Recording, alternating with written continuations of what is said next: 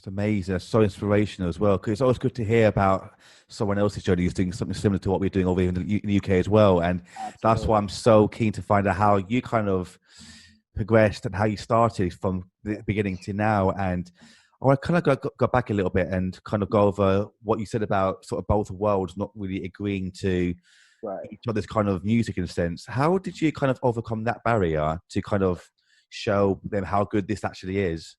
So for me, recognizing that the musicians were kind of from the classical world, and that's how they were trained, and I understood where they were coming from. So in order for us to progress, I knew that I had to find younger musicians, people who grew up like me with classical music and hip hop and R&B and all the things that we were trying to combine and bring to the forefront. So I started scouting out colleges, reaching out to their music departments, finding musicians who were willing to, do these performances. And I started performing at colleges. Those were some of my performances after the Kimmel Center and stuff like that, where I'm performing with 10 to 15 piece ensembles, where I would send them the sheet music a month ahead, get their practice, and then we would hit the stage.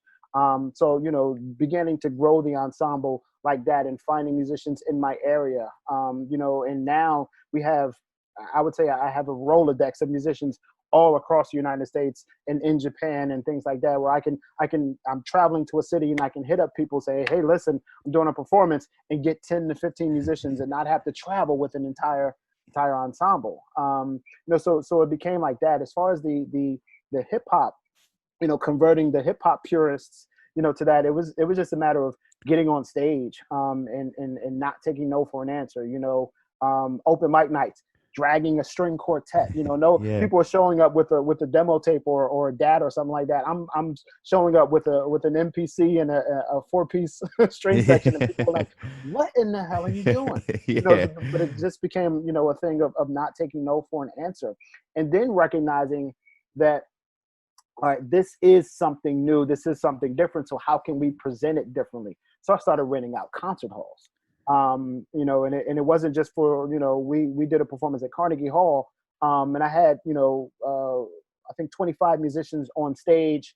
And the audience looked like us. These are people Yeah. who are not necessarily feeling welcome into a Carnegie Hall or a Kimmel Center or a Kennedy Center or something like that. But they came because the person was presenting something that they felt as though they had an attachment to. Mm. Bringing people who wouldn't necessarily be in that atmosphere to it. It's a much more powerful, like, my wife and I are constantly amazed that people come up to us after the show, bringing their 10-year-old child. My son plays the cello. It was important for him to see this. Mm. And that's kind of what's kept us going for the last couple of years.